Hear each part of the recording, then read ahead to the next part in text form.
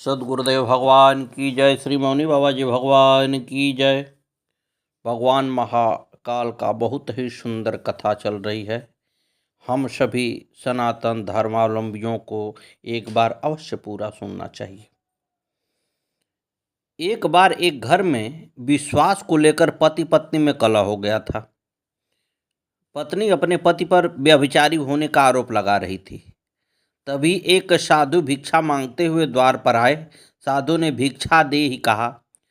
साधु की पुकार सुनते ही स्त्री एक पात्र में अनाज लेकर आई। भिक्षा ग्रहण करने से पहले साधु ने पूछा, पुत्री, क्या इस भिक्षा में तुम्हारा विश्वास है? स्त्री ने उत्तर दिया, जी महाराज। साधु ने पुनः पूछा, क्या तुम्हें अपने पर विश्वास है कि तुम मुझे दान देकर उचित कर रही हो? स्त्री असमंजस में पड़ गई। तब साधु ने कहा, पुत्री, जब तुम्हें अपने आप पर विश्वास नहीं है तो ऐसे दान का क्या अर्थ है? स्त्री ने कहा, मैं समझी नहीं महाराज। साधु बोले, पुत्री, इसका मतलब है कि तुम जो आरोप अपने पति पर लगा रही हो वह निराधार है, क्योंकि तुम स्वयं ही संदेह के घेरे में हो। अतः पहले अपने ऊपर विश्वास करो। तब नारद गवने शिव पाही, जिता काम हमिति मन माही। भगवान शिव जी ने खड़े होकर नारद का अभिवादन किया, हाथ पकड़कर बिठाया और कहा, आपने यहाँ आकर बड़ी कृपा की। काफ़ी समय से आपके दर्शन दुर्लभ थे। नारद जी ने कहा, अभी तक मेरे पास समय ही नहीं कहाँ था। आपको कोई समाचार मिला क्या मेरे बारे में? शिव जी ने कहा, मुझे तो कोई समाचार नहीं मिला। कुछ आपके साथ घटना घट गई क्या? नारद जी ने अहंकार में अपनी काम विजय का सारा वृत्तांत शिव जी को सुनाया। वे काम पर हुई अपनी इस विजय से अपने को सर्वाधिक महात्मा मानने लगे। फिर कहा, आपकी समाधि कामदेव ने तोड़ दी थी, पर मेरी समाधि तोड़ नहीं सका। भक्त वत्सल भगवान शिव जी ने नारद का हो सारा वृत्तांत सुनकर यह समझाया कि नारद मेरी माया से मोहित है। यह भगवान समझ गए। इनकी बुद्धि नष्ट हो गई है। काम विजय पर कारण क्या है यह नहीं समझ पा रहे हैं। तब शिव जी बोलते हैं, हे तात नारद प्राज्ञं धन्यस्तवं शृणं मधश्चव मध्यमेव न कुत्रापि हरेरग्रे विशेषतः। हे नारद, तुम धन्य हो, किंतु मेरी एक बात सुन लो। जिस तरह मुझे कामदेव की कथा सुनाई है वैसा और किसी से मत कहना। विशेषतः भगवान विष्णु के सामने इसकी चर्चा कदापि न करना। यदि विष्णु तुम्हारी प्रशंसा भी करें तो भी उनकी बाट काट देना, क्योंकि ये आपके हित में नहीं है। यह समाचार विष्णु के बारंबार पूछने पर भी मत प्रकट करना। इसे सर्वदा गोपनीय ही रखना। मम प्रियतमो भवान, तुम मेरे परम प्रिय हो, इसलिए विशेष रूप से मैं तुझे समझा रहा हूँ। तुम विष्णु भक्त भी हो और विष्णु भक्त मेरे अनुरागी होते हैं। बाबा गोस्वामी जी ने वर्णन किया है कि शंभुदिन उपदेश सहित नहीं नारद ही सुहान, भरद्वाज कौतुक सुनहु हरीक्षा बलवान। शिव जी ने नारद जी से कल्याण की बात की, परंतु नारद जी को अच्छा नहीं लगा, क्योंकि नारद जी शिव माया से मोहित थे। उन्हें यह शिव जी की शिक्षा अपने अनुकूल प्रतीत नहीं हुई, क्योंकि प्रबला भामिनी कर्मगति गेया विचक्षण हो। भवितव्य बड़ी प्रबल होता है। कर्म के गति विलक्षण हैं। विलक्षण लोग ही उसको जान सकते हैं। नारद जी सोचते हैं कि विष्णु भगवान के सामने मेरी प्रशंसा हो, यह शिव जी को पसंद नहीं है, क्योंकि मैं उनसे भी ऊपर निकल गया हूँ। यह बात उनको अच्छी नहीं लग रही है। अरे, कामदेव को जीता हूँ तो प्रशंसा तो होनी ही है। नारद ने उल्टा अर्थ लगा लिया। अनंतर मुनि नारद ब्रह्मलोक को गए। वहाँ ब्रह्मा जी को नमस्कार कर बोले, पिताजी, मैंने अपने तपोबल से कामदेव को जीत लिया है। उनकी यह बात सुनकर ब्रह्मा जी ने भगवान शिव का ध्यान किया। सारा कारण जानकर अपने पुत्र को यह सब बताने को मना किया, परंतु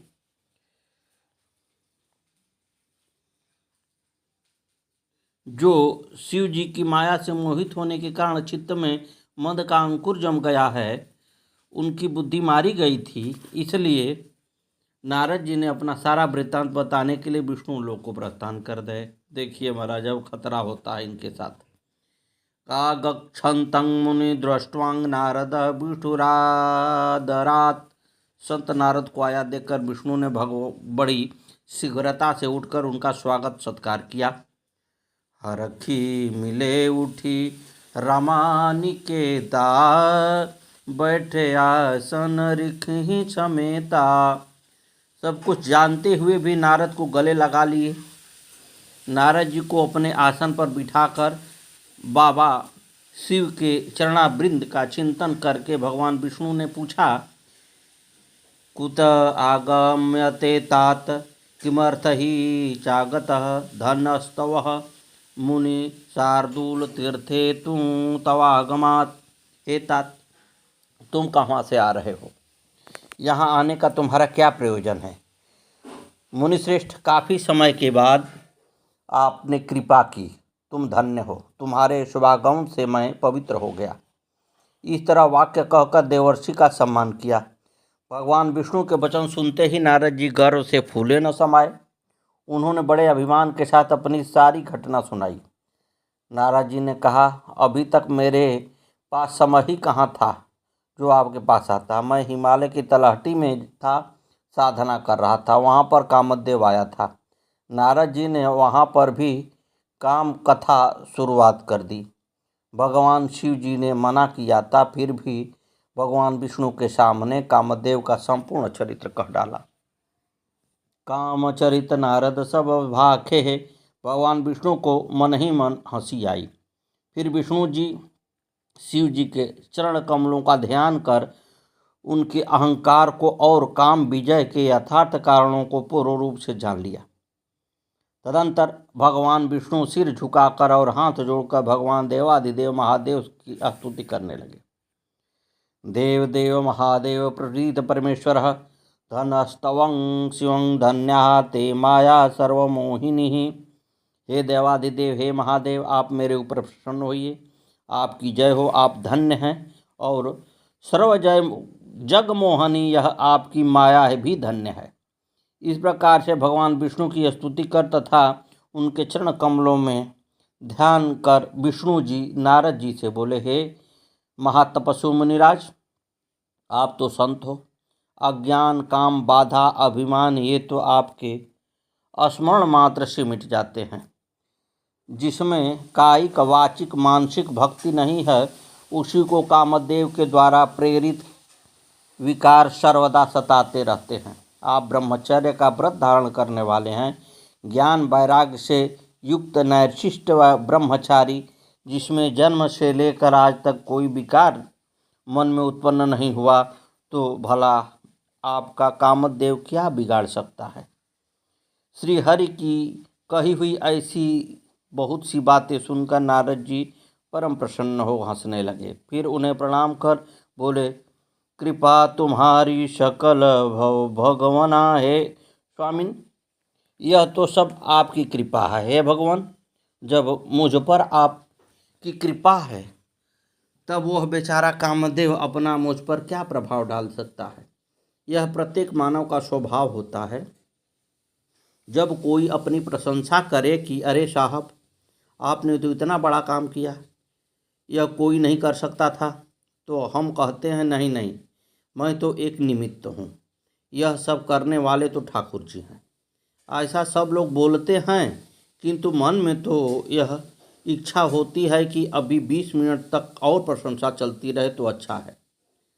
नारद जी अहंकार में डूबे हुए हैं, इसलिए बोले, प्रभु सब आपकी कृपा है। भगवान ने मन में विचार किया कि भक्त नारद के मन में गर्व का दृढ़ विषांकुर फूटा हुआ है। मैं भक्त वत्सल हूँ, यदि विषांकुर निर्मूल नहीं करूँगा तो यह वृक्ष बनेगा और भक्त का कल्याण नहीं होगा। अपने भक्त की बीमारी का इलाज मुझे ही करना चाहिए। उसे थोड़ा दुख होगा पर अच्छा करना पड़ेगा। बालक को फोड़ा हो तो माँ निष्ठुर होकर फोड़ेगी। उसी तरह भगवान विचार कर रहे हैं कि मैं कुछ लीला करूं जिससे मुनि का हित हो। इधर भगवान के चरणों में मस्तक झुकाकर इच्छानुसार विचरने वाले नारद जी वहाँ से चले बने। तब ऋषियों ने पूछा, मुनय गते हरिस्तात किष्टकारं ततः परम नारदोऽपि गतः कुत्रं तन्मे व्याख्यातु महर्षि। हे तात, देवर्षि नारद के चले जाने के बाद फिर भगवान ने क्या किया और देवर्षि कहाँ गए, इन सभी कथाओं को मुझसे कहिए।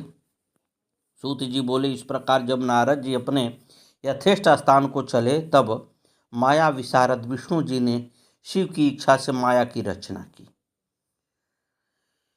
मुनि मार्गस्य मध्ये तु विरेचे नगरं महत् सतयोजन विस्तार मद्युतं सुमनोहरम। उन्होंने मुनि के मार्ग में एक विशाल नगर की रचना की जिसका विस्तार 100 योजन था। विरचौ मगमहु नगर तेहि सतयोजन विस्तार श्रीनिवासपुर ते अधिक रचना विविध प्रकार। तब अद्भुत नगर बड़ी ही मनोहर था। वैकुंठ भी उसके सामने फीका था। ऐसा सुंदर नगर है, कामदेव और रति शर्मिंदा हो जाएं, इतनी सुंदर भगवान ने नारियां उत्पन्न की। वह श्रेष्ठ नगर चारों वर्णों के लोगों से भरा था। उस नगर का राजा शील निधि था जो परम ऐश्वर्यशाली था। उसके पास अनगिनत हाथी, घोड़े व सेना का समाज था। भगवान ने माया को 18 साल की सुंदर युवती का रूप देकर रखा जिसका नाम विश्वमोहिनी था। वह संसार को मोहने वाली थी, जिसका रूप देखकर लक्ष्मी भी मोहित हो जाए। उसे शील निधि राजा की पुत्री के रूप में रखा। वह सर्वगुणों से संपन्न श्री नारायण की माया थी जिसकी शोभा अलौकिक थी। उस समय राजा ने स्वयंवर के लिए उस नगर में महान उत्सव का आयोजन किया था। उस कन्या का वर्ण करने के लिए उत्सुक हो चारों दिशाओं से बहुत से राजकुमार पधारे थे। उन राजकुमारों में से वह नगर पूरी तरह से भरा हुआ था। एतादृशं पुरं दृष्ट्वा मोहं प्राप्तो अथं नारदः। ऐसे नगर को देखते ही देवर्षि नारद मोहित हो गए। नारद जी को विस्मय हुआ कि मैं सब जगह घूमता हूँ पर ऐसा नगर मैंने कभी नहीं देखा। यह कौन सा नगर है? इतने सारे राजा महाराजा राजकुमार, इतने सुंदर नर नारी किस लिए? तब किसी से पूछा, भाई यह किसका नगर है? जवाब मिला, शील निधि राजा का।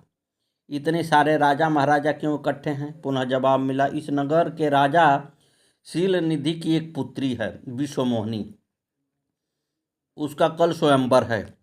उसके लिए राजा लोग इकट्ठे हुए हैं। जिस राजकुमार को राजकुमारी पसंद करेगी उसके गले में वह वरमाला पहनाएगी।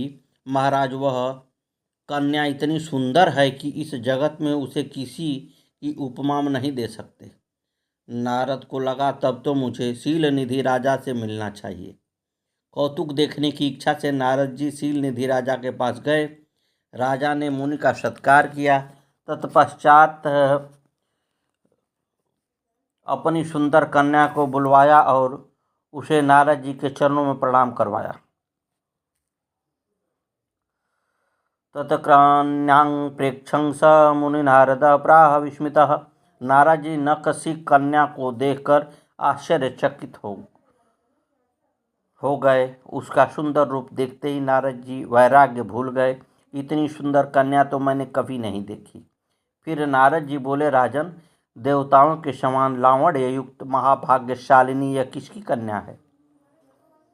तस्य तदचनं श्रुत्वा राजा प्राह कृतांजलि दुहितेय मम मुने श्रीमती नाम नामतः। देवर्षि की बात सुनकर राजा ने हाथ जोड़कर बोला, हे मुने, यह मेरी कन्या है। इसका नाम विश्वमोहिनी श्रीमती है। अब उसके विवाह का समय आ गया है। वह अपने लिए सुंदर वर चुनने के निमित्त स्वयंवर में जाने वाली है। अतः हे मुनि, इस कन्या की हस्तरेखा देकर बताइए तथा जन्मस्थ जातक ग्रहों का फल कृपा पूर्वक कहिए। यह किस प्रकार के वर को प्राप्त करेगी। राजा के इस प्रकार पूछने पर काम से विह्वल वो मुनिश्रेष्ठ नारद उस कन्या को प्राप्त करने की इच्छा से राजा से इस प्रकार कहने लगे। आगे की कथा कल। सद्गुरुदेव भगवान की जय। श्री मौनी बाबा जी भगवान की जय। शिवोहम शिवोहम शिवोहम।